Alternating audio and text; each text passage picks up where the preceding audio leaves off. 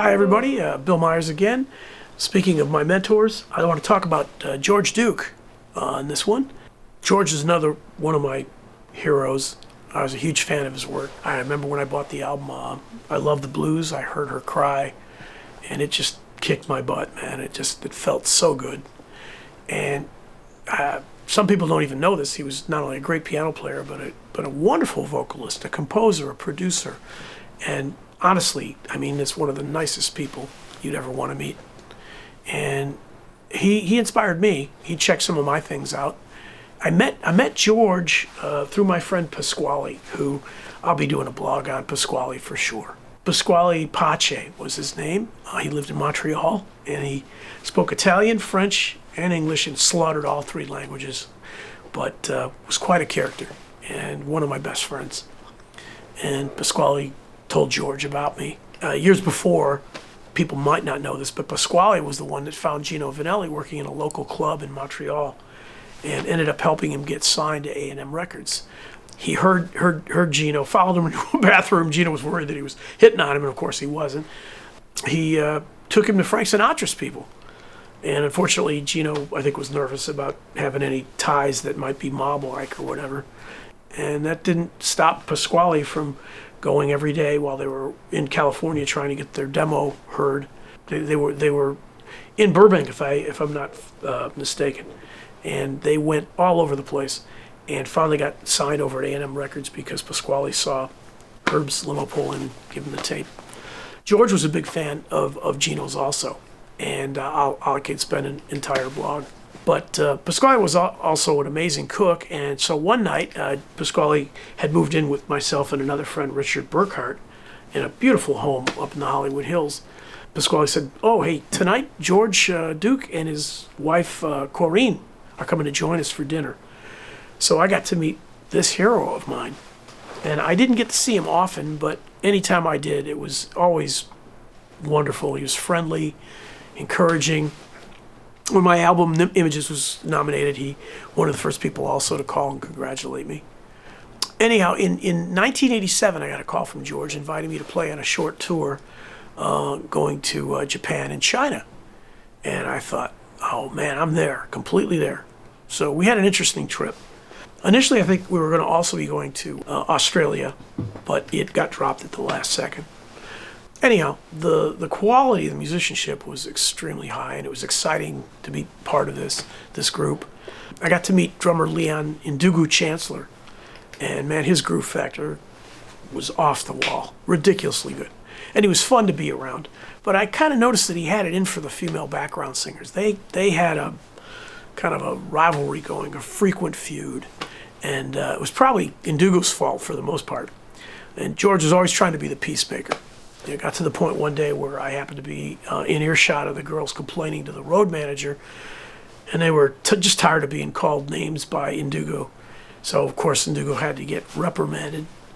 We were in Japan at the time to play a large outdoor venue with other excellent acts. It was part of I think a 2-day event. And I do remember going up on stage, and this is after Ndugu had been chastised to not call them, bad names. And Ndugu was flashing his smile, and we were all ready to go. And I remember he counted off the first song and clicked the sticks on it, and he said, 1, click, 2, click, 1, 2, sing, hoes! And I saw their looks on the side of the stage. They were furious, okay? So we barely got through that set before they complained again, and we had more crap thrown at Ndugu. But while I was there, I was also approached by a Japanese affiliate of a music publishing company, and they took me out for a sushi dinner. I kind of wasn't too sure about sushi. I just started eating it. Now I absolutely love it. I have to have it at least once a week. And I just had the most basic palate of the cuisine, if you can imagine. So, like I said, we had a couple nights off while we were in Japan, so they took me to this very expensive sushi house, very expensive meal, and once we got toward the end of it, a waiter brought out this huge roll, big thing, gave it to me, and it looked terrible. It had this slimy, mustardy look, looked like baby's poop, and I just kind of avoided it, kept talking to everybody, and my interpreter leaned over, And he whispered in my ear, "No, this is uni." And the piece they ordered for me, this was a delicacy in Japan. It was worth $100. So he told me, "Man, you got to eat this." So I reluctantly acted like, yeah, okay, I'm into it. I chomped down on almost half of it. And I thought I was going to choke, but I swallowed, And I thanked them and said, "Oh, it's delicious. Oishi, oishi." After a couple moments, I was looking at the other half thinking, what am I going to do with this thing? How can I throw it on the floor? No, can't do that. So I managed at one point and said, "Gentlemen, I got to go to the bathroom, excuse myself." And then I put the rest of the piece, put it in my mouth. And I know that probably didn't look very appetizing, but I thought, man, I got to get out of here. So I waited till I got to the bathroom, and of course, I spit it all out. Came back, acted like I ate it. So anyhow, after the concert, we then prepared to take the trip to China, and I couldn't wait. I was excited. I wanted to see the Great Wall. We were told to bring toilet paper because their stuff was like wood. And so we went through customs, and then all of a sudden we were stopped and set up in separate rooms for like a couple hours, at least over an hour, maybe two. And I thought, oh goodness, I hope somebody wasn't caught, carrying drugs.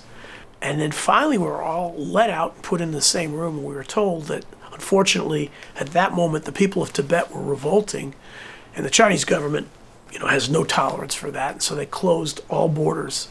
So had we gotten on a plane, we would have had to turn back and re-land.